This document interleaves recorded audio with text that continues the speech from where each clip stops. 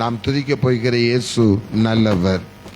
குருடரின் கண்களை திறந்தவர், செவிடரின் செவிகளை திறந்தவர், வியாதியில் விடுதலை தருபவர், துன்பத்தில் ஆறுதல் அளிப்பவர், நம் தேவைகள் யாவற்றையும் சந்திக்கிறவர். அல்லேலூயா.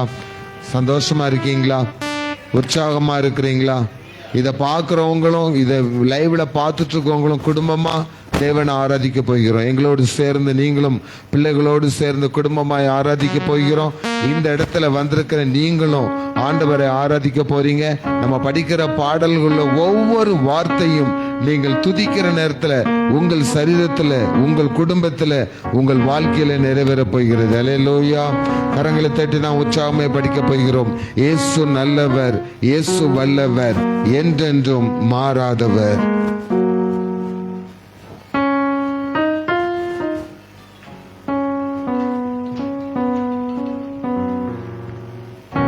பாடல் புஸ்தகத்திலே, புதுவாழ்வு பாடல் புஸ்தகத்திலே 948வது பாடல். புதுவாழ்வு 948.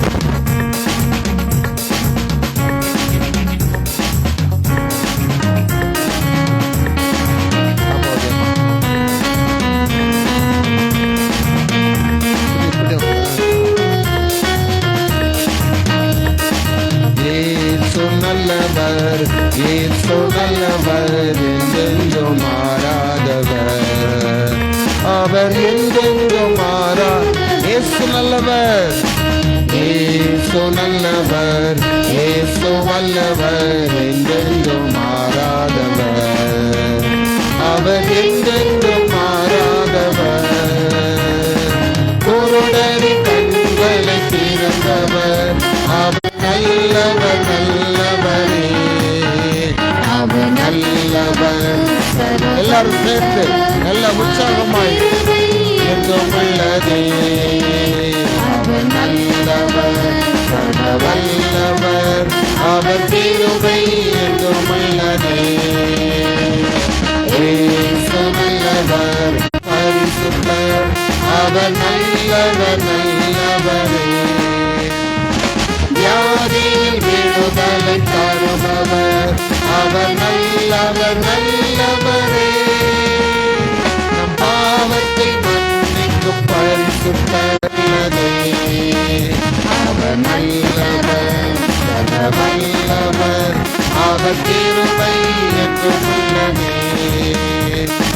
இயேசு நல்லவர், இயேசு வல்லவர், என்றென்றும் மாறாதவர், அவர் என்றென்றும் மாறாதவர், துன்பத்தில் ஆறுதல் அளிப்பவர், அவர் நல்லவர், நல்லவரே, நம் பாரங்கள் யாவையும் நீக்குவார், அவர் நல்லவர், நல்லவரே, துன்பத்தில் ஆறுதல் அளிப்பவர், அவர் நல்லவர், நல்லவரே, பாருங்கள் யாவையும் நீக்குவார், அவர் நல்லவர், நல்லவரே, அவர் நல்லவர், சர்வ வல்லவர், அவர் கிருபை என்றும் உள்ளதே, அவர் நல்லவர், சர்வ வல்லவர், அவர் கிருபை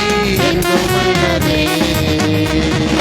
இயேசு நல்லவர், இயேசு வல்லவர், என்றென்றும் மாறாதவர், அவர் என்றென்றும் மாறாதவர், நல்லவரே, என் தேவைகள் யாவையும் சந்தித்தார், தேவைகளை சந்திக்கிறது, மாதத்துக்குரிய எல்லா தேவைகளையும், வாழ்க்கையின் எல்லா தேவைகளையும் ஆண்டவர் சந்திக்க போகிறார்.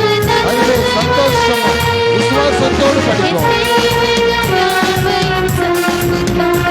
அவர் நல்லவர், நல்லவரே, அவர் நல்லவர், சர்வ வல்லவர், அவர் கிருபை என்றும் உள்ளதே. இயேசு நல்லவர், சர்வ வல்லவர், அவர் கிருபை என்றும் உள்ளதே. இயேசு நல்லவர், இயேசு நல்லவர், என்றென்றும் மாறாதவர், அவர் என்றென்றும் மாறாதவர்,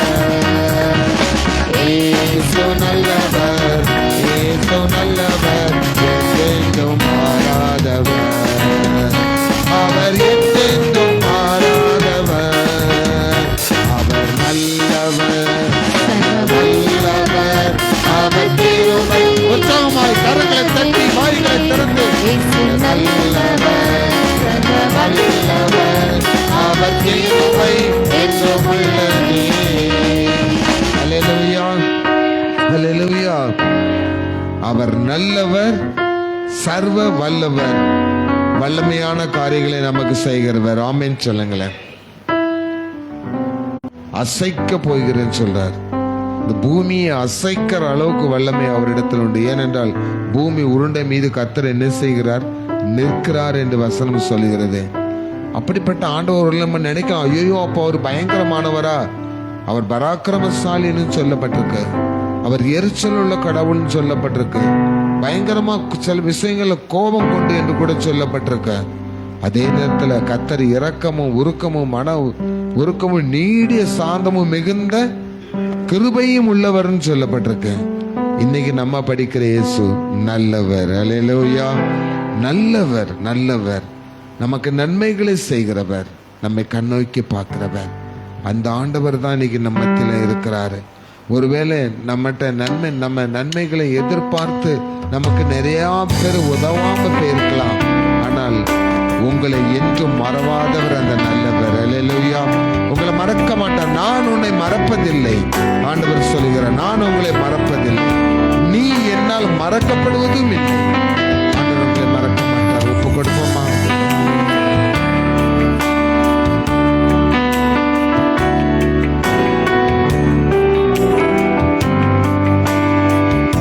நல்லவரே என் இயேசுவே, நான் பாடும் பாடலின் காரணரே. நல்லவரே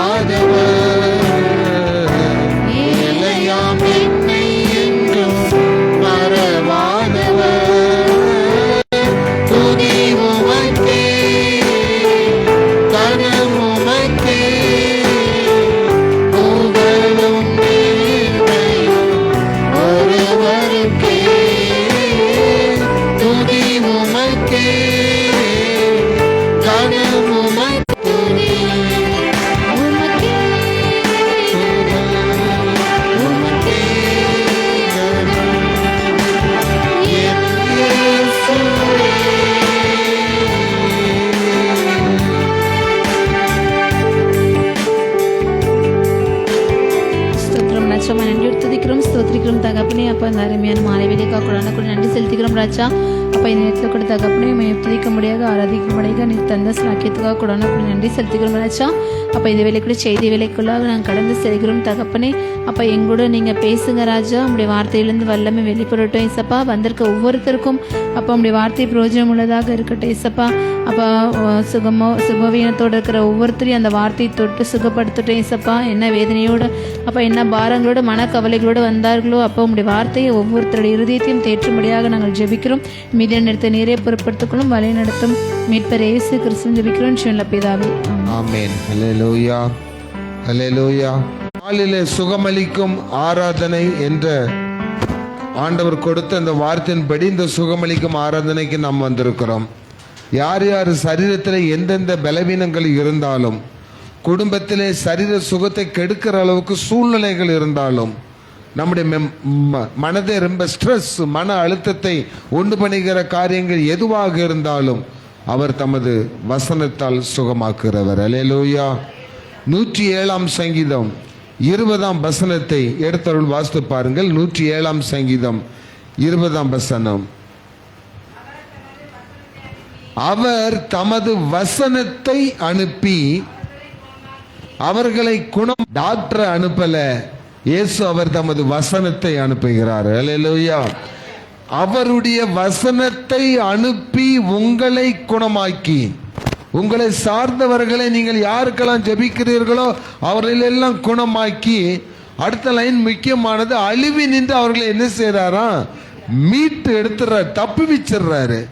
அப்போ 2 காரியங்கள் அங்கே வியாதிகள் வர்றதுக்கு வாய்ப்பு இருக்கு. ஒன்று சரீர பிரகாரமாக ஆக்சுவலா பொல்யூஷன் இந்த மாதிரி காரியங்களை வர்றது, இன்னொன்று வேறு விதத்தில் என்ன செய்து வருது, அது அழிவை கொண்டு வருது. அப்போ ஆண்டவர் சுகத்தையும் கொடுத்து அழிவை நின்று நம்மளை என்ன செய்கிறார்? காப்பாற்றுகிறார். அல்லேலூயா. ஏன்னா அந்த வசனங்கள் எப்படிப்பட்டதுன்னு சொல்லப்பட்டிருக்கு பாருங்க. 119ஆம் சங்கீதம் 25ஆம் வசனத்தை எடுத்தவங்க வாசித்து பாருங்க. சங்கீதம் 119 என் ஆத்துமா மண்ணோடு ஒட்டி கொண்டிருக்கிறது, உமது வசனத்தின்படி என்னை உயிர்ப்பியும். உமது வசனத்தின்படி என்னை என்ன செய்யும்?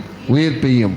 அப்போ அதுல இருந்து ஒரு கன்ஃபர்மேஷன். நம்ம அந்த வேத பாடத்துல வாசித்தோம், இந்த வார்த்தைகள் என்ன உள்ளது? ஜீவன் உள்ளது.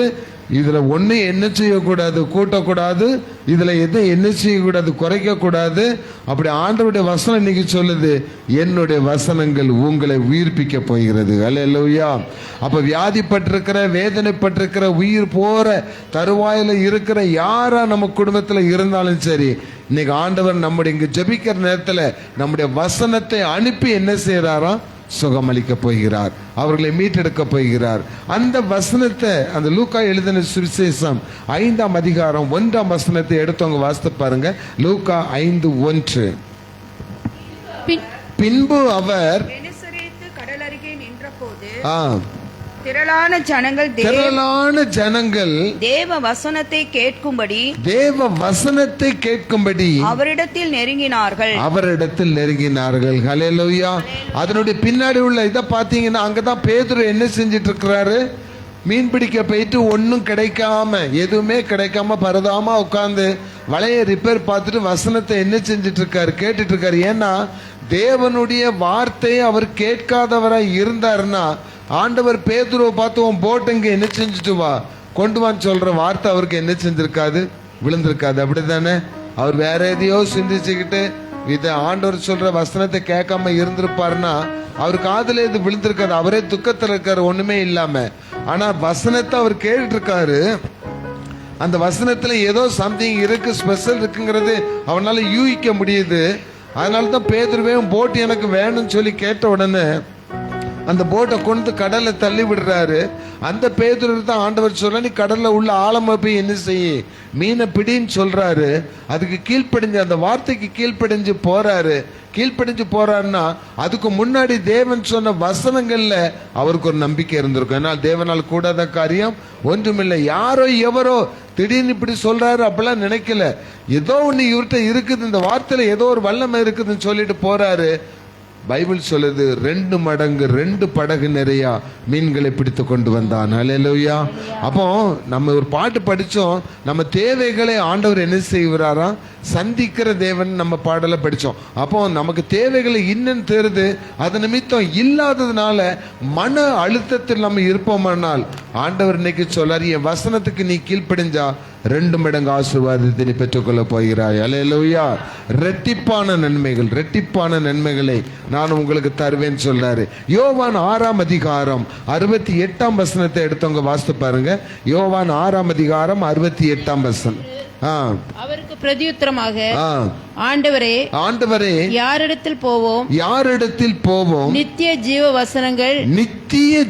வசனங்கள் உம்மிடத்தில் உண்டே. ஆண்டவர்கிட்ட அடுத்தப்புல என்ன வசனம் இருக்குதா? நோய்களை சோமாக்குற வசனம் இருக்குது.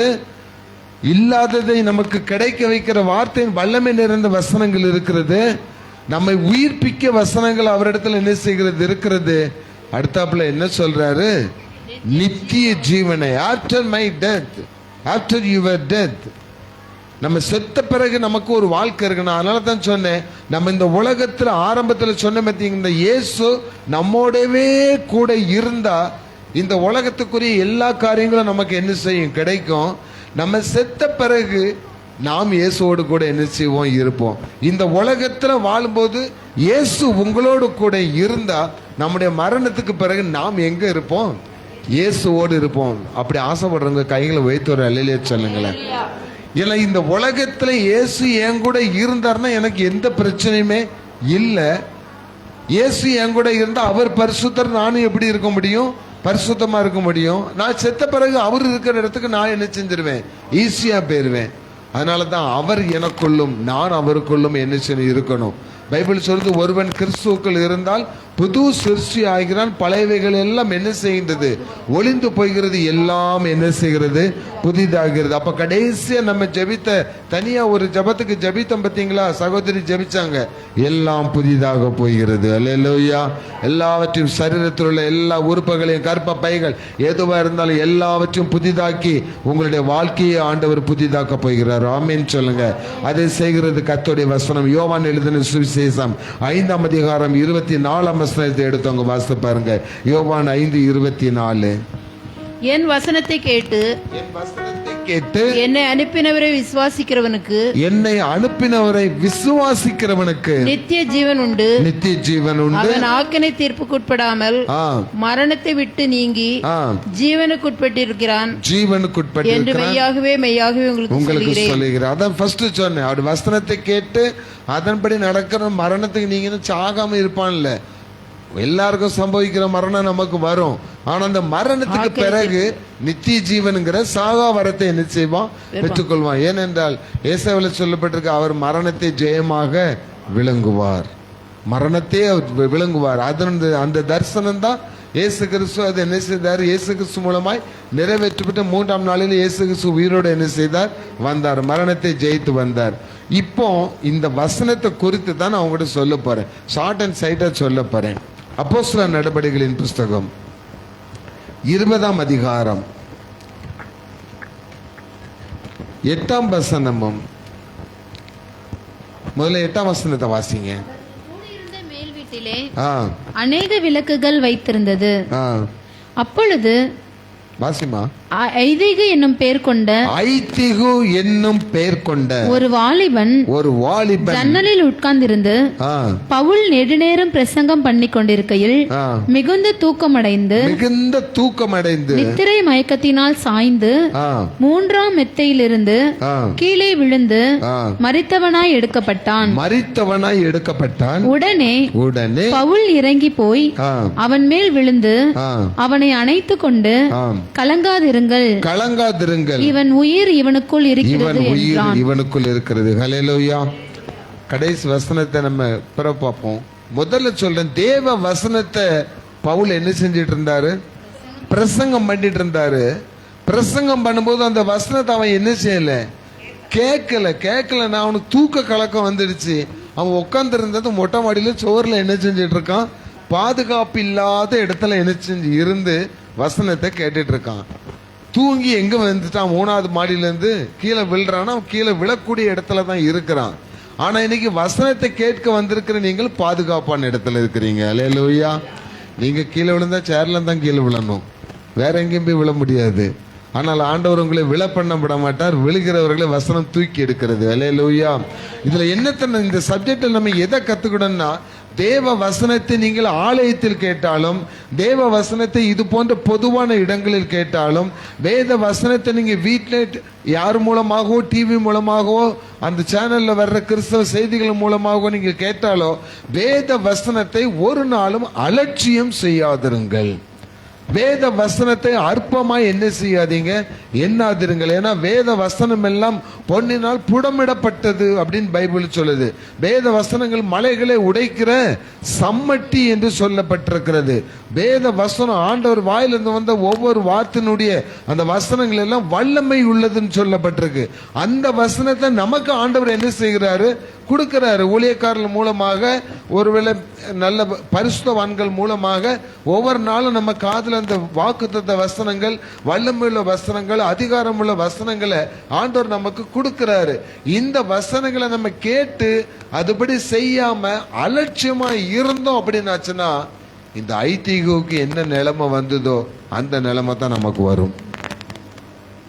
அதுதான் ஒரு எச்சரிப்பா சொல்றேன். அவன் பவுல் பிரசங்கம் பண்ணிட்டு இருந்தாரு, ரொம்ப நேரம் தான் பிரசங்கம் பண்ணாரு, இல்லைன்னு சொல்லல. அதை கேட்டுட்டு இருந்தவனுக்கு அதுல அந்த அந்த வசனத்தின் மீது அவனுக்கு சிந்தை இருந்திருக்குமானால், அந்த வசனத்தின் மீது விசுவாசம் இருந்திருக்குமானால், அந்த வசனத்தின் மீது நம்பிக்கை இருந்திருக்குமானால், அந்த வசனத்தின் மீது வாஞ்சை இருந்திருக்குமானால் அவன் கீழே விழுந்திருக்க மாட்டான். ஏதோ என்னத்தையும் என்ன செஞ்சிட்டு இருக்காரு, சொல்லிட்டு இருக்காருன்னு கேட்டா தூக்கம். பிசாசு அப்படிதான் தூக்கத்தை கொண்டு வருவான், அழகான தூக்கத்தை கொண்டு வருவான். தேவன் ஒரு வார்த்தை சொன்னாரு, ஆதாமை ஏவாளையும் வச்சு இந்த பழத்தை நீங்க என்ன செய்யக்கூடாது, சாப்பிடக்கூடாதுன்னு சொல்லிட்டாரு. ஆனா ஆபிரகாமுக்கு என்ன வந்தது, தூக்கம் வந்துச்சு. தூக்கத்தை கொடுத்தான், அவரு தூங்க போயிட்டாரு. இந்த அம்மா பழத்தை சாப்பிட்டாங்க, பாவத்துல சிக்கிக்கிட்டாங்க, சாபத்தை என்ன செஞ்சுக்கிட்டாங்க, வாங்கிக்கிட்டாங்க. அப்ப தேவனுடைய வசனத்தை நம்ம அற்பமா என்ன, முதல்ல நம்ம குடும்பத்துக்கு என்ன வருகிறது, சாபம் தான் வரும். அந்த வசனங்களை நம்ம அதிகமா என்ன செய்யக்கூடாது, அது ரொம்ப இதா ஒண்ணுக்கு இல்லாத அந்த வசனத்தை வசனத்தின் படி நம்ம அதை என்ன செய்யணும், ஏற்றுக்கொள்ளணும். அப்ப வேத வசனம் சொல்லுகிறது, இந்த பூமியில நீ நீண்ட நாள் உயிரோட இருக்கணும், உன் தகப்பனை உன் தாயை நீ என்ன செய்யணும், கனம் பண்ணணும். ஒரு வசனம் இருக்கு. அந்த வசனத்தை ஏற்றுக்கொண்டு பிள்ளைகள் பெற்றோரை கனம் பண்ணினா அவங்க ஆயுசு நாட்கள் எப்படி இருக்கும், நீடித்திருக்கும். அது அப்படியே என்ன செய்ய நடக்கும். ஏன்னா தேவனுடைய வாயிலிருந்து வந்த வார்த்தைகள் ஒன்றுமே என்ன செய்யல, தவறி போகாதுன்னு சொல்லப்பட்டிருக்கு. ஏசாயா 55ஆம் அதிகாரத்தை வாசித்து பார்த்தீங்கன்னா, அவருடைய வசனங்கள் தன்னுடைய காரியத்தை செய்து முடிக்காமல் அவரிடத்தில் என்ன செய்வதில்லை, திரும்புவதில்லைன்னு சொல்லப்பட்டிருக்கு. அப்ப அப்படிப்பட்ட தேவனுடைய வசனத்தை நம்ம இதுவரைக்கும் இந்நாள் வரைக்கும் ஒருவேளை அலட்சியமா நினைச்சிருக்கலாம். ஏதோ பிரசங்கம் பண்றாங்க, ஏதோ பைபிள்ல இருக்கு, ஏதோ வாசிக்கிறோம், அவன் அண்ணனோட வேலையை நம்ம பார்க்கிறோம் அப்படின்னு நினைக்காம, இன்னையிலிருந்து வேத வசனம் உங்களுக்கு வருகிற வசனத்தை நீங்க அப்படியே கேட்ச் பண்ணிக்கிடுங்க, அதை அப்படியே பெற்றுக்கொள்ளுங்க. அந்த வசனம் உங்களை உயிர்ப்பிக்க போகிறது. அல்லேலூயா. உங்கள் சரீரத்தில் செத்து போன பகுதிகள், உங்கள் சரீரத்தில் செயல்படாமல் இருக்கிற எலும்புகள், நரம்புகள், நம்ம ஜெபித்த எந்தெந்த காரியங்கள் எல்லாம் குறைகள் இருக்கிறதோ அவை எல்லாம் இன்று ஆண்டவர் தம்முடைய வசனத்தை அனுப்பி அவர்களுக்கு நல்ல சுகத்தை கொடுத்து அழிவி நின்று மீட்டெடுக்க போகிறேன் என்று ஆண்டவர் சொல்லுகிறார். அப்போ அந்த அந்த அதனுடைய இதை பாருங்களேன். அப்போஸ்தலர் நடபடிகளின் புஸ்தகம் 10ஆம் அதிகாரம் 44ஆம் வசனத்தை வாசிங்க. அப்போஸ்தலர் 10:44. இந்த வார்த்தைகளை பேதுரு பேசிக் கொண்டிருக்கையில் வசனத்தை கேட்டவர்கள் யாவர் மேலும் பரிசுத்த ஆவியானவர் இறங்கினார். அல்லேலூயா சொல்லுங்களேன். இரண்டாவது, வசனத்தை கேட்டவர்கள் மீது தேவனுடைய ஆவியானவர் என்ன செய்யறாரா, இறங்கிறாரா. ஹோலி ஸ்பிரிட், தூய ஆவியானவர், பரிசுத்த ஆவியானவர், வல்லமையின் ஆவியானவர். இந்த பரிசுத்த ஆவியானவர் நம்மை இறங்கினா, இந்த பரிசுத்த ஆவியின் அபிஷேகம் நமக்குள் இருக்குமானால் கட்டுகளை உங்களால் அறுக்க முடியும், பிசாசின் கிரியைகளை உங்களால் என்ன செய்ய முடியும்? முறியடிக்க முடியும். உங்களுக்கு விரோதமான எந்த சூனிய மந்திரம் சொல்றாங்களே, அது எந்த காரியமா இருந்தாலும் இந்த அபிஷேகத்தினால் நுகங்கள் என்ன செய்யப்படும்? முறிக்கப்படும். வேதம் சொல்லுகிறது. கட்டுகள் என்ன செய்யப்படும்? அறுத்தறிந்து. நீங்க ஒரு வார்த்தை சொன்னா போதும், என்னுடைய அபிஷேகத்துல நிறைஞ்சு சொன்னாலே எல்லாத்தையும் நீங்க ஜெயித்திர முடியும். அப்போ வசனத்தை கேட்கிறவன் எப்படிப்பட்டவனா இருக்கணுமா? அப்போஸ்தலர் நடபடிகளின் புஸ்தகம் 14ஆம் அதிகாரம் 3ஆம் வசனத்தை எடுத்து வாசித்து பாருங்க. அப்போஸ்தலர் அவர்கள் அங்கே அநேக நாள் சஞ்சரித்து ஆ, கர்த்தரை முன்னிட்டு ஆ, தைரியம் உள்ளவர்களாய் போதகம் பண்ணினார்கள். ஆ. அவர் தமது கிருபையுள்ள வசனத்திற்கு அவர் தமது கிருபையுள்ள வசனத்திற்கு சாட்சியாக அடையாளங்களும் அற்புதங்களும் அவர்கள் கைகளால் செய்யப்படும்படி அனுக்கிரகம் பண்ணினார். அனுக்கிரகம் செய்தார். அல்லேலூயா. அந்த அபிஷேகத்துக்கு பிறகு என்ன நடக்குன்னா, வசனங்கள் மூலமாக என்ன நடக்குதா? அற்புதங்களும் அடையாளங்களும் நடக்கும்படி தேவன் அவர்களுக்கு அனுக்கிரகம் பண்ணினாராம். அனுக்கிரகம் பண்ணினார். இப்ப இன்னைக்கு வசனத்தை கேட்கிற உங்களுக்கு அடையாளங்களும் அற்புதங்களும் நடக்கும்படி, உங்கள் வாழ்க்கையிலே நடக்கும்படி, உங்கள் சரீரத்தில் நடக்கும்படி, உங்கள் எலும்புகளில் நரம்புகளில் வியாதி பெற்றிருக்க இடங்களில் நடக்கும்படி, அற்புதம் நடக்கும்படி ஆண்டவர் உங்களுக்கு அனுக்கிரகம் செய்ய போகிறார். ஆமென் சொல்லுங்க. அப்ப வசனத்தை நாம் கேட்கிறவர்களாய் மாத்திரமல்ல, அதன்படி செய்கிறவர்களாய் நம்ம என்ன செய்யணுமா? இருக்கணுமா? அந்த வசனம் கேட்கிறவர்களுக்கு எப்படி கிரியை செய்யும் தெரியுமா? அப்போஸ்தலர் நடபடிகளின் புஸ்தகம் 14ஆம் அதிகாரம் 7ஆம் வசனத்திலிருந்து வாசிங்க. அங்கே சுவிசேஷத்தை பிரசங்கம் பண்ணினார்கள். லிஸ்திராவிலே ஒருவன் தன் தாயின் வயிற்றிலிருந்து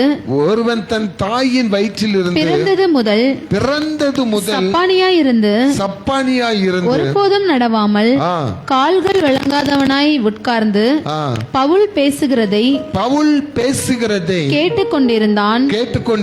அவனை பவுல் உற்று பார்த்து ரட்சிப்புக்கேற்ற விசுவாசம் அவனுக்கு உண்டென்று கண்டு நீ எழுந்து காலூன்றி நிமிர்ந்து நில் என்று உரத்த சத்தத்தோட சொன்னான். உடனே அவன் குதித்தெழுந்து நடந்தான். ஒரு அல்லேலூயா சொல்லுங்களேன். கைகளை தட்டி இயேசு நாமத்தை மகிமைப்படுத்துங்களேன். இது எலும்பு சம்பந்தப்பட்ட காரியம். முடவனா இருக்கிறான், பிறந்ததுலேருந்தே சப்பானியா இருக்கிறான். அந்த கூட்டத்துக்குள்ள அவனால வர முடியல. ஓரமா தான் உட்கார்ந்து என்ன செஞ்சிருக்கான்? வசனத்தை கேட்டுக்கொண்டிருந்தான். அப்ப அவன் கேட்கும் போதே அவனுக்குள்ள என்ன உண்டாச்சா? ரட்சிப்பும், ரட்சிப்புக்கு ஏற்ற விசுவாசமும். இன்னைக்கு எனக்கு ஆண்டவர் சுகத்தை கொடுக்க போகிறார். இப்போ இந்த நரம்பு பிரச்சனை, எலும்பு பிரச்சனை, முதுகு வலி, இப்படி நிறைய பேர் இருக்கீங்களா இங்க? இன்னைக்கு நீங்க விசுவாசிங்க, எனக்கு ஆண்டவர் சுகத்தை கொடுக்க போகிறார். அல்லேலூயா. மாத்திரையே நினைக்காதீங்க, மருந்தை நினைக்காதீங்க, தைலங்களை நினைக்காதீங்க, இயேசுவின் நினைங்க, அவருடைய அற்புதத்தை நினைங்க, அதை விசுவாசிங்க. சரியாயிரும். இந்த இடத்துக்கு கொஞ்ச நாளைக்கு முன்னாடி ஒரு சகோதரி வந்துட்டு இருந்தாங்க, இப்பவும் வந்துட்டு தான் இருக்காங்க. அவங்க ஆரம்பத்தில் வரும்பொழுது பயங்கரமான முதுகு வலினால தான் பாதிக்கப்பட்டிருந்தாங்க. வேலையே செய்ய முடியாது, அந்த கஷ்டத்துல தான் இங்க வந்தாங்க. அப்போ இங்க இந்த ஹால் கிடையாது, வீட்டில் வச்சு தான் ப்ரேயர் நடந்துட்டு இருந்துச்சு. அப்படி ஒரு நாள் ஜபிக்கும் பொழுது அவங்க சாட்சி சொன்னாங்க, ஐஸ் கட்டி மாதிரி ஏதோ என் முதுகுல என்ன செஞ்சிச்சு, அப்படியே இறங்கிச்சு. அன்னிலிருந்து இன்னைக்கு வரைக்கும் அவங்களுக்கு வியாதி கிடையாதுங்க. அந்த முதுகெலும்பு வியாதியே அவங்களுக்கு வர்றதில்லை, எந்த எலும்பு வியாதியுமே அவங்களுக்கு வர்றதில்லை. இன்னும் அவங்க வீட்டு வேலை மாடிப்படி ஏறி செஞ்சுட்டு தான் இருக்கிறாங்க. ஏன் உங்களுக்கு செய்ய மாட்டார்? அப்ப அந்த வசனத்தை கேட்கும் போது வசனத்தின் மீது என்ன இருக்கணுமா? விசுவாசம் இருக்கணும். இன்று எனக்கு செய்ய போகிறார், என் சரீரத்தில் உள்ள எல்லா வியாதிகளையும் மாற்ற போகிறார். என் கையை நான் என் விரல்லாம் செயல்படும், என் எலும்புகள்லாம் செயல்படும், என் கால் செயல்படும், என் காது செயல்படும், என் கண்ணு செயல்படும், என் சரீரத்தில் எதெல்லாம் பழுதுபட்டிருக்கிறதோ எல்லாமே செயல்படும் என்று இயேசுவின் நாமத்தில் சொல்லப்படுகிற வார்த்தைகளை இன்று நீங்கள் விசுவாசித்தால் அது உங்களுக்கு அப்படியே ஆகும். அல்லேலூயா, அல்லேலூயா. அந்த முடவன் நடந்தான். தேவனால் கூடாத காரியம் ஒன்றுமே இல்லை. ஆண்டவரால் கூடாத காரியம் ஒன்றுமே இல்லை. அவர் ஒரு வார்த்தை சொன்னா போதும், எல்லாமே சுகமாயிருங்க. அவருடைய வசனத்துக்கு அப்படிப்பட்ட ஒரு வல்லமை உண்டு. எங்களோடு சேர்ந்து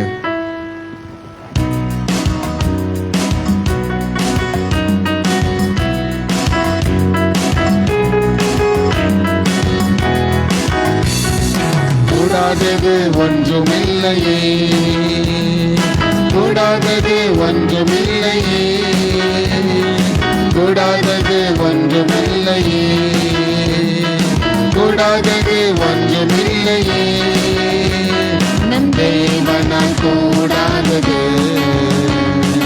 கூடாதது ஒன்றுமில்லையே, தேவனால் கூடாதது, கூடாதது ஒன்றுமில்லையே. பாவங்கள் போக்குவாரே, சாபங்கள் நீக்குவாரே, பாவங்கள் போக்குவாரே, சாபங்கள் நீக்குவாரே, தீராத நோய்களையும் தீர்ப்பாகிருந்து இயேசுவே. உற்சாகமாய் தீராத நோய்களையும் தீர்ப்பாகிருந்து இயேசுவே.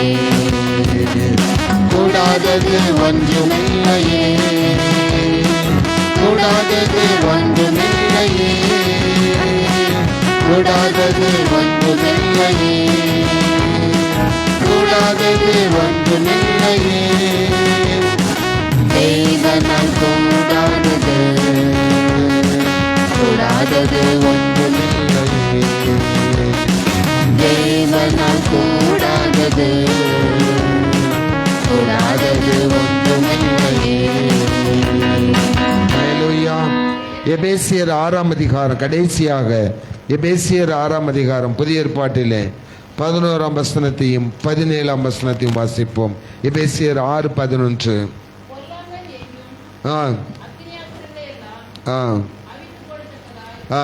எல்லாவற்றிற்கும் மேலாக பொல்லாங்கன் எய்யும் அக்கினி ஆஸ்திரங்களை எல்லாம் அவித்து போடத்தக்கதாய் எல்லாவற்றிற்கும் எல்லாவற்றுக்கும் மேலாக விசுவாசம் என்னும் கேடகத்தை பிடித்து கொண்டவர்களாயும் நில்லுங்கள். 17ஆம் வசனத்தை வாசிங்க. ரட்சணியம் என்னும் தலைச்சீராவையும் தேவ வசனமாகிய ஆவியின் பட்டயத்தை எடுத்துக்கொள்ளுங்கள். அல்லேலூயா. பிசாசினுடைய ஏவுதல், பிசாசினுடைய கிரியைகள், பிசாசின் காரியங்கள் நமக்கு எதிராக, குடும்பத்துக்கு விரோதமாக, தொழிலுக்கு விரோதமாக, பிள்ளைகளுக்கு விரோதமாக, நிறைய விஷயத்துல பேர். ஒரு மனுஷனுக்குள்ள பிசாசு எத்தனை விதமா இருந்தானா? லேகியோன்னு என்ன அர்த்தம் சிஸ்டர்? 2000 விதமான ஒரே ஒரு பிசாசினுடைய ஆவிக்குள்ள 2000 விதமான தன்மைகள் என்ன செய்கிறது இருக்கிறது. நம்ம சரீரத்துல மொத்தமே 247 உறுப்பு தான் இருக்கு. அப்ப 2000 பிசாசு உள்ள இருந்தா இந்த 247 உறுப்புல எதை வேணாலும் அவன் என்ன செஞ்சிருவான்? ஈஸியா கை வைப்பான். எனக்கு அது யோசித்திருக்கோமா அந்த செய்திய? அப்போ அந்த பிசாசின் வல்லமைகள் உள்ள வராம இருக்குன்னா உன் கையில என்ன இருக்கணுமா? வேத வசனமாகிய ஆவியின் பட்டயம் இருக்கணுமா? அது என்ன வேத வசனம் தெரியுமா? யாக்கோபு 4ஆம் அதிகாரத்துல சொல்லுது, தேவனுக்கு கீழ்ப்படிந்திருங்கள், பிசாசுக்கு எதிர்த்து நில்லுங்க, அவன் உங்களை விட்டு என்ன செஞ்சிருவான்? ஓடிடுவான். அப்போ எந்த வசனத்தை ஆண்டவர் சொல்லாருன்னா, முதல்ல நீ தேவனுக்கு என்ன செஞ்சிரு? கீழ்ப்படிந்திரு. இந்த வசனத்துக்கு நீங்க கீழ்ப்படிஞ்சா நீங்க பிசாசுக்கு எதிர்த்து நிற்கிற ஆவியின் பட்டயம் உங்க கையில வந்துருது. அல்லேலூயா. அவனுக்கு எதிர்த்து நில்லுங்க, அவன் உங்களோட என்ன செஞ்சிருவான்? ஓடிடுவான். நான் கடந்த நாளில் நேற்று முந்த நாள் இங்கே சகோதரிகள் தாம்பரத்துலேருந்து ஒரு ஃபேமிலி வந்துருந்தாங்க. பிறகு அவங்களுக்கு சொன்னேன், இந்த தெருவில் நாய் சண்டை போடுறத பார்த்துருக்கீங்களா? ஒரு அப்பாவி நாய் இருந்தால் 2 நாய் என்ன செய்யும்? துரத்தும். அந்த நாய் என்ன செய்யும்? தலை தெறிக்க விழுந்தடிச்சு ஓடும். அப்படியே ஓடிடாது. கொஞ்சம் தூரம் போனோன்னு சடார்னு என்ன செஞ்சிடும்? அப்படி திரும்பின இந்த 2 பேரும் என்ன செஞ்சிருவாங்க? ஓடினது அப்படியே நின்றுக்கிடும். இங்கிருந்து குலைச்சிக்கிட்டு தான் இருக்கும், முன்னேறாது. அது திருப்பி அங்கிருந்து வரும். அதே மாதிரி தான் நம்மளை துரத்துறவே நமக்கு பின்னாடி. நான் கடந்த நாள் மெசேஜ் அனுப்பியிருந்தேன், நம்மளை துரத்துறவே நமக்கு எங்க இருந்து துரத்துனா துரத்துறவே நமக்கு பின்னாடி தான் சிஸ்டர் இருக்கிறான். ஆனால் கர்த்தர் நமக்கு முன்னே செல்கிறவர். அல்லேலூயா. அவர் பின்னால இருந்து உங்களை என்ன செய்வேன், பாதுகாப்பேன்னு சொல்லிட்டு இருக்காரு. கர்த்தர் உங்களுக்கு முன்னே போயிட்டு இருக்காரு, பின்னாடி இருக்கிற உங்களை துரத்திட்டு இருக்கான். நீங்க அப்படியே இயேசுவின் நாமத்துல லேசா அப்படியே ஏத்தீங்கன்னா அவன் ஆஃப் ஆயிடுவான். இஸ்ரவேல் ஜனங்களை எகிப்து அந்த பாபிலோன் வீரர்கள் துரத்திக்கிட்டே வந்தாங்க. இவங்க முன்னேறி போயிட்டாங்க, பின்னாடி தான் அவன் துரத்திக்கிட்டே வந்தான். ஆனா தேவனுடைய அருமையான காரியத்தை பாருங்க, கடந்த நாள் தியானித்த மாதிரி முன்னாடி போயிட்டு இருந்த கர்த்தருடைய தூதானவர் இப்ப எங்க வந்துட்டாரு, அப்படியே சுத்தி பின்னாடி வந்தாரு. இவங்க கரையேறிட்டாங்க, இவங்க கடலுக்குள்ள செத்து போயிட்டாங்க. அப்போ நமக்கு எதிராக எவ்வளவு காரியம் வந்தாலும் வேத வசனமாகிய ஆவியின் பட்டயத்தை நீங்க என்ன செய்யுங்க, எடுத்து கொண்டீர்களானால் பிசாசுகளை ஜெயித்திடலாம். அல்லேலூயா. எல்லா பிசாசு கிரியை நீங்களும் முறியடிச்சிடலாம். என்னென்ன கிரியைகள் உங்க குடும்பத்துல, உங்க சரீரத்துல, பிள்ளைகள் வாழ்க்கையில, உங்க பிசினஸ்ல, உங்க சொந்த காரியத்துல, ஆவிக்குரிய வாழ்க்கையில எதுல பிசாசு கிரியைகள் உங்களுக்கு எதிர்த்து நிற்கிறதோ உங்கள் கையில வேத வசனமாகிய ஆவியின் பட்டயம் இருக்கணும். அது என்ன வசனம் தெரியுமா? இயேசுவானவர் கையில் அந்த பட்டயம் இருந்தது. அப்பாலே போ சாத்தானே. இந்த வார்த்தை எப்பவும் உங்களுக்கு சோர்வுகள் வர்ற நேரம், பலவீனங்கள் வர்ற நேரம், கஷ்டங்கள் வர்ற நேரம் நீங்க சொல்ல வேண்டிய வார்த்தை அப்பாலே போ சாத்தானேன்னு சொல்லுங்க. அவன் உங்களை விட்டு ஓடி போவான். அவன் ஓடி போன உடனே தேவதூதர்கள் என்ன செய்வாங்களாம், வந்து உங்களுக்கு பணிவிடை செய்வார்கள். அப்படி நம்ம அந்த ஆவியின் வசனங்களை நம்ம உறுதியா பிடித்து கொள்ளணும். கடைசியா வெளிப்படுத்தல் 3ஆம் அதிகாரம் 8ஆம் வசனத்தை வாசித்து பாருங்க. வெளிப்படுத்தல் 3ஆம் அதிகாரம் 8ஆம் வசனம். உன் கிரியைகளை அறிந்திருக்கிறேன், உன் கிரியைகளை அறிந்திருக்கிறேன், உனக்கு கொஞ்சம் பலன் இருந்தும், உனக்கு கொஞ்சம் பலன் இருந்தும், நீ என் நாமத்தை மறுதலியாமல், நீ என் நாமத்தை மறுதலியாமல், என் வசனத்தை கைக்கொண்டபடியினாலே, என் வசனத்தை கைக்கொண்டபடியினால், இதோ இதோ திறந்த வாசலை, ஒரு திறந்த வாசலை உனக்கு முன்பாக வைத்திருக்கிறேன், உனக்கு முன்பாக அதை ஒருவனும் வைத்திருக்கிறேன். பூட்ட அல்லேலூயா. இன்னைக்கு ஆண்டவர் உங்களுக்கு கொடுக்கிற ஒரு ஆசீர்வாதமான வார்த்தை, இந்த வேதத்தில் உள்ள வசனங்களை உனக்கு பாடுகள், கஷ்டங்கள், துன்பம் வரும் போது இது தூரப்படாம, ஊழியக்காரர்கள் சொல்ற வார்த்தைகளை அலட்சியமா எண்ணாம, நீ அதுக்கு மறுதலிக்காம கர்த்தருடைய வார்த்தைகளை படி செய்யணும். மறுதலிக்காமல் நீ இருந்தால் உனக்கு நான் ஒரு திறந்த வாசலை இன்னைக்கு வச்சிருக்கிறேன். அல்லேலூயா. என்னென்ன வாசல்லாம் ஆசீர்வாத வாசங்கள் உங்கள் குடும்பத்திற்கு அடைக்கப்பட்டிருக்கிறதோ, அடைக்கப்பட்ட அந்த வாசல்கள் எல்லாவற்றையும் ஆண்டவர் இன்று திறக்க போகிறார். கைகளை உயர்த்தி ஒரு அல்லேலூயா சொல்லுங்களேன். ஒரு திறந்த வாசலை ஆண்டவர் உங்களுக்கு கொடுக்க போகிறாருமா. இதை விசுவாசிங்க. அதுக்கு என்ன செய்யணுமா? கர்த்தருடைய வசனத்திற்கு கீழ்ப்படியணும். அது என்ன செய்யக்கூடாது, மறுதலிச்சு போகக்கூடாது. அது என்ன செய்யணும், விசுவாசிக்கணும். எனக்கு இது கண்டிப்பா என்ன செய்யும், நடக்கும் அப்படின்னு சொல்லி விசுவாசிங்க. திறந்த வாசலை, தடைகளை உடைத்து ஒரு திறந்த வாசலை ஆண்டவர் உங்களுக்கு கொடுக்க போகிறாரு. அடுத்த மாசம் நீங்க சாட்சி சொல்லணும். பொருத்தனை பண்ணுங்க மனசுக்குள்ள என்னென்ன காரியத்துல உங்களுக்கு தடை இருக்குதோ, என்னென்ன வாசல்லாம் மூடப்பட்டிருக்குதோ, ஆண்டவர் அந்த வாசலை உடைத்து எனக்கு ஒரு திறந்த வாசலை கொடுக்க போகிறார். அது உள்ள ஆசீர்வாதத்தை நான் பெற்றுக்கொள்ள போகிறேன். அல்லேலூயா. அப்ப நீங்க என்ன செய்யணும், பெற்றுக்கொண்டேன்னு சொல்லி என்ன செய்யணும், சாட்சி கொடுக்கணும். அப்ப யாருக்கெல்லாம் மூடப்பட்டிருக்கிறதோ அவர்கள் தேவ வசனத்தை விசுவாசித்தால் வாசல்கள் திறக்கப்படுமா. கடைசியா பாருங்க, ஒன்னை மட்டும் நான் சொல்லி முடிச்சதேன். வெளிப்படுத்தல் 3ஆம் அதிகாரம் 10ஆம் வசனத்தை வாசிங்க. என் பொறுமையை குறித்து சொல்லிய வசனத்தை நீ காத்துக்கொண்டால், நீ காத்து கொண்டபடியினால் பூமியில் குடியிருக்கிறவர்களை சோதிக்கும்படியாக பூச்சக்கரத்தின் மேலெங்கும் வரப்போகிற சோதனை காலத்திற்கு தப்பும்படி நானும் உன்னை காப்பேன். திறந்த வாசலை உனக்கு தருவேன். நீ வசனத்தெல்லாம் கடைசி வரைக்கும் நீ காத்து கொண்டே வந்தன்னா நானும் உன்னை பாதுகாப்பேன். அல்லேலூயா. நம்மை பாதுகாக்கிற வசனம் ஒப்பு கொடுப்போமா? ஆண்டவரிடத்துல நாம் ஒப்பு கொடுத்து நான் ஜபிக்கும்படி நாம் எழுந்திருக்க போகிறோம். எல்லாரும், ஆண்டவரே, இந்த வேத வசனமாகிய ஞானப்பாலை நான் திருப்தியை குடிக்கணும். அது ஜீவ வசனம் சொல்லப்பட்டிருக்கு. அந்த ஜீவ வசனத்தை நான் இன்னைக்கு பெற்றுக்கொண்டிருக்கேன். எனக்கு நீங்க நிறைய வார்த்தை சொல்லியிருக்கீங்க. முடவனை நடக்க வச்சு அற்புதம் செஞ்சீங்க. திறந்த வாசலை தருவேன்னு சொன்னீங்க. பிசாசின் கிரியைகளை முறியடிப்பேன்னு சொன்னீங்க. அபிஷேகத்தினால் வசனத்தின் மூலம் நிரப்பேன்னு சொன்னீங்க. தீமைக்கு விலக்கி பாதுகாப்பேன்னு சொன்னீங்க. என்னை பாதுகாப்பேன்னு சொன்னீங்கப்பா. என் நோய்களை எல்லாம் சுகமாக்குவேன்னு சொல்லியிருக்கீங்க. இந்த வசனங்கள் எல்லாத்தையும் நான் ஏற்றுக்கொள்கிறேன், நான் அப்படியே விசுவாசிக்கிறேன்னு சொல்லி நாம் ஜபிக்கும்படி எழுந்திருப்போம். எல்லாரும் ஜபிக்கும்படி எழுந்திருக்க போகிறோம்.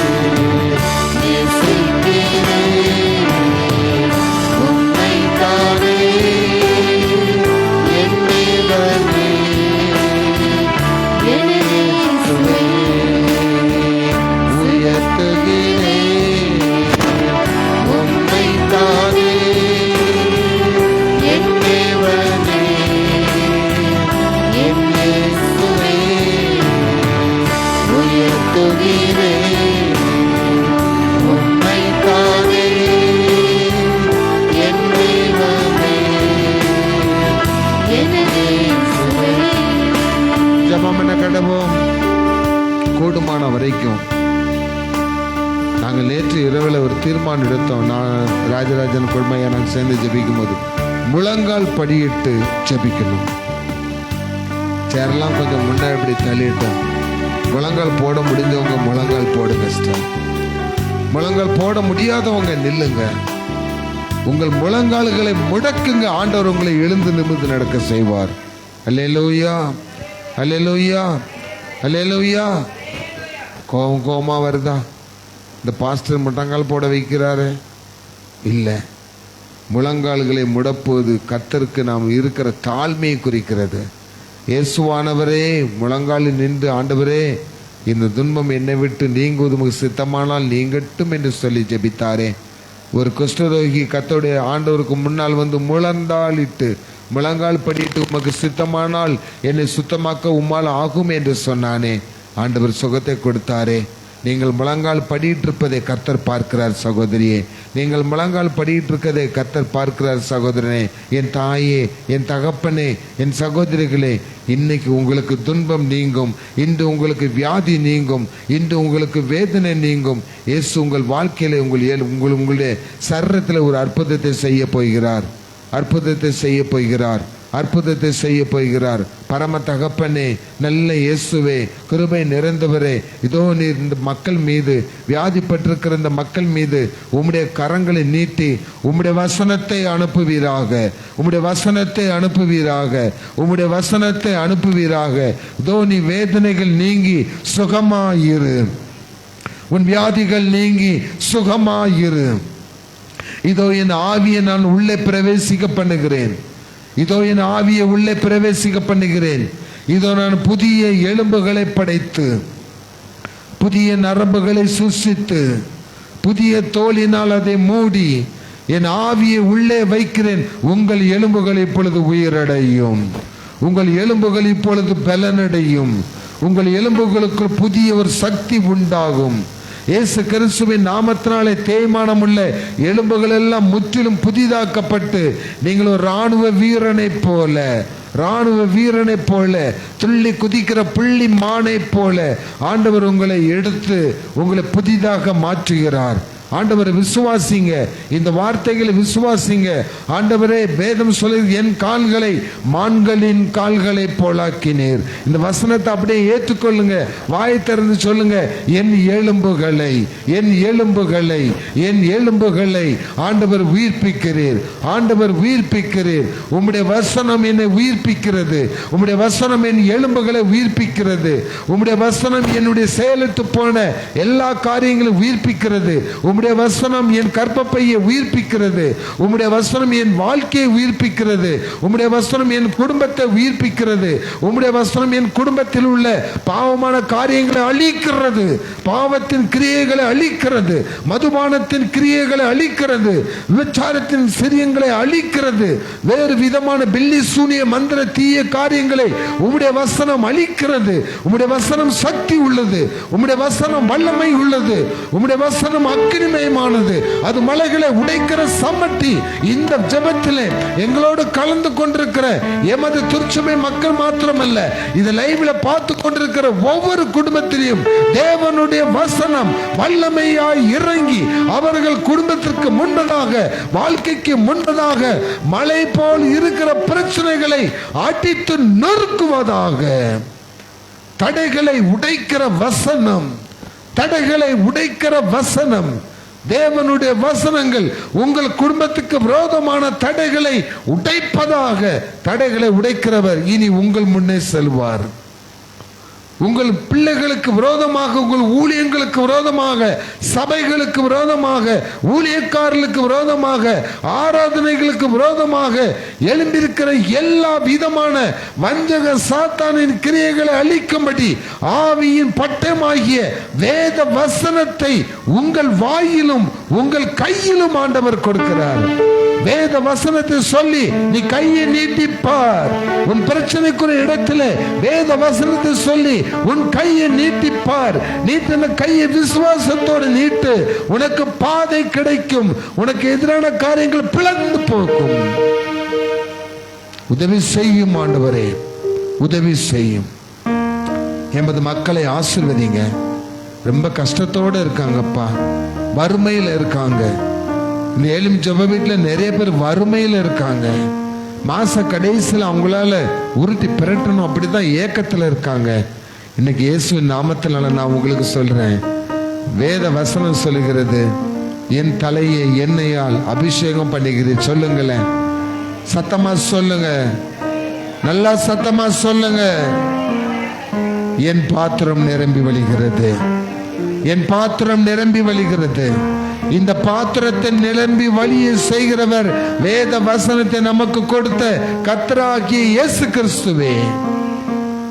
இன்னையிலிருந்து உங்க குடும்பத்துல தரித்திரம் வராது, கஷ்டம் வராது, வறுமை வராது. இல்லைன்னு நீ சொல்ல மாட்டேன் மகளே, இல்லை அப்படிங்கிற வார்த்தை உங்க வாயில வராது. நானே வந்து கேட்டா கூட பாஸ்டர் இருக்குன்னு சொல்லுவீங்க. கர்த்தர் இப்படி செய்ய போகிறார். உங்கள் பானையிலே மாவு குறைந்து போவதில்லை, உங்கள் பாத்திரத்தில் எண்ணெய் குறைந்து போவதில்லை. எடுக்க எடுக்க குறையாத நன்மையும் கிருபையும் உங்களை தொடரும். அல்லேலூயா. ஆண்டவரே, இந்த வார்த்தைகளை நான் சொல்லிட்டேன்ப்பா, நீங்க சொன்ன வசனத்தை சொல்லிட்டேன். இந்த வசனம் இவர்கள் வாழ்க்கையை உயிர்ப்பிப்பதாக. கர்த்தர் உங்களை நினைத்திருக்கிறார், அவர் உங்களை ஆசீர்வதிப்பார். கர்த்தர் உங்கள் பிள்ளைகளை நினைத்திருக்கிறார், அவர்களை விருத்தி அடைய பண்ணுவார். கர்த்தர் உங்கள் வீட்டின் தாழ்பால்களை உறுதிப்படுத்தி உங்கள் வீட்டில் உள்ள உங்கள் பிள்ளைகளை ஆசீர்வதிக்கிறார். உங்கள் அப்பத்தையும் உங்கள் தண்ணீரையும் கர்த்தர் ஆசீர்வதிக்கிறார். அது ஒரு நாளும் குறைந்து போவதில்லை, அது மீதம் எடுக்கும்படி கர்த்தர் உதவி செய்வார். ஆரோக்கியம் உண்டாகட்டும், சுகம் உண்டாகட்டும், பலன் உண்டாகட்டும், நன்மைகள் உண்டாகட்டும்.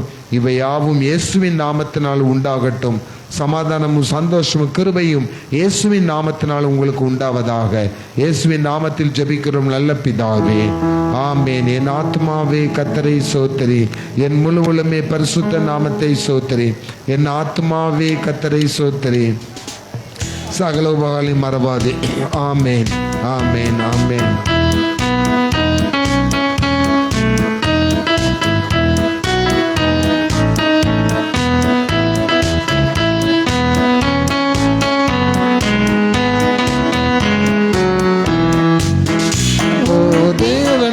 மகிமை தூக்கி எடுத்தார், என்னை தூக்கி எடுத்தார் இயேசு. தாம் கரத்தை நீட்டி ரட்சித்தாரே, ஓ தேவனுக்கு மகிமை. இயேசுவை நேசிக்கிறேன், மென்மேலும் நேசிக்கிறேன். அக்கரையில் நான் நின்று அவரை வாழ்த்துவேன். அக்கரையில் நான் விட்டு அவரை என்றென்றும் வாழ்த்துவேன். ஓ தேவனுக்கு மகிமை தூக்கி எடுத்தார், என்னை தூக்கி எடுத்தார் இயேசு. தாம் கரத்தை நீட்டி ரட்சித்தாரே, ஓ தேவனுக்கு மகிமை. அல்லேலூயா, அல்லேலூயா. கர்த்தர் உங்களை ஆசீர்வதிப்பாராக. வந்திருந்த எல்லாருக்கும் நன்றியம்மா. கர்த்தர் உங்களை பலப்படுத்துவாராக.